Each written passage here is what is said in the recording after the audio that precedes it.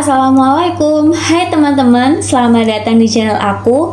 Hari ini kita akan ngobrol tentang satu hal yang sering banget dialamin banyak orang yang punya mimpi besar, tapi masih gampang terganggu sama hal-hal kecil. Mungkin kalian ada yang merasa seperti itu? Kalian pernah nggak ngerasa fokus kalian itu buyar? Cuman gara-gara komentar negatif, kegagalan kecil, atau hal remeh yang sebenarnya itu nggak penting. Nah, itu tandanya kepastian dalam hati kita itu belum cukup kuat buat mengejar mimpi. Kita akan bahas tuntas dari perspektif Islam, kenapa sih hal-hal kecil itu bisa ganggu kita? Apa itu kepastian? Dan gimana caranya supaya kita bisa fokus mengejar mimpi besar sesuai ridho Allah? Yang pertama, memahami kepastian dalam Islam. Teman-teman, apa sih sebenarnya kepastian itu? Dalam bahasa Arab, kata yang sering kita pakai adalah yakin, yang berarti keyakinan, kepastian hati yang tidak diragukan. Dalam Islam, kepastian itu bukan sekedar merasa yakin ya, tapi yakin yang tumbuh dari iman, amal, dan tawakal kepada Allah. Nabi Muhammad SAW mengajarkan kita untuk yakin bahwa Allah itu maha menolong dan maha mengatur segalanya. Misalnya ada hadis dari Rasulullah SAW, tawakallah kepada Allah tapi ikatlah terlebih dahulu untamu. Hadis riwayat Tirmidzi. Ini mengajarkan kita untuk usaha dengan sungguh-sungguh dan kemudian yakin pada hasil Allah. Kalau hati kita belum cukup yakin dan kuat, maka hal-hal kecil itu bisa mudah membuat kita goyah. Yang kedua, kenapa sih hal-hal kecil itu bisa mengganggu kita? Nih, hal-hal kecil yang saya maksud itu bisa macam-macam ya. Misalnya, komentar negatif dari orang lain, kegagalan kecil yang bikin down, rasa ragu dan takut gagal, dan gangguan setan yang selalu menggoda kita untuk malas dan putus asa. Dalam Al-Quran sendiri, Allah berfirman di surat Al-Baqarah ayat 286, Allah tidak membebani seseorang melainkan dengan sesuai kesanggupannya. Jadi, kalau kita merasa berat, mungkin ini tanda kita belum cukup kuat secara batin. Selain itu, manusia itu emang punya sifat yang mudah tergoyah dan mudah goyah kalau hati dan niatnya belum benar-benar kuat. Yang ketiga, mimpi besar dalam perspektif Islam. Mimpi besar dalam Islam itu bukan cuma sekedar tentang kesuksesan dunia ya, tapi juga tentang ridho Allah dan keberkahan akhirat. Rasulullah SAW sendiri pun juga punya mimpi besar, yang itu menyebarkan Islam dengan rahmat dan kasih sayang.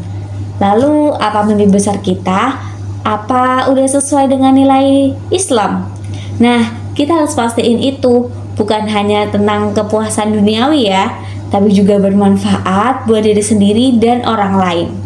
Allah berfirman, barang siapa yang mengejarkan amal soleh, baik laki-laki maupun perempuan, sedang dia beriman, maka akan kami berikan kepadanya kehidupan yang baik.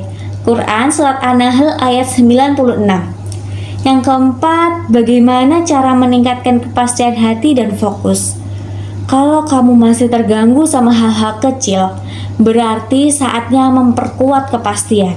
Dan aku punya beberapa caranya, yaitu yang pertama, perbanyak dzikir dan istighfar, yaitu menenangkan hati dan mendekatkan diri kepada Allah. Yang kedua, sholat dengan khusyuk, sebagaimana cara komunikasi kita langsung kepada Allah. Yang ketiga, muhasabah diri, yaitu kita perlu evaluasi niat dan tujuan kita. Lalu yang keempat, berdoa dan tawakal, usaha maksimal, pasrahkan hasilnya kepada Allah. Yang kelima, lingkungan yang mendukung, cari teman yang positif dan saling mengingatkan dalam kebaikan. Yang keenam, membaca kisah inspiratif para nabi dan sahabat, agar kita terinspirasi dan termotivasi. Dengan cara-cara yang tadi aku sebutin, semoga hati kita akan semakin kuat dan kepastian kita semakin mantap. Lalu yang kelima, kisah inspiratif.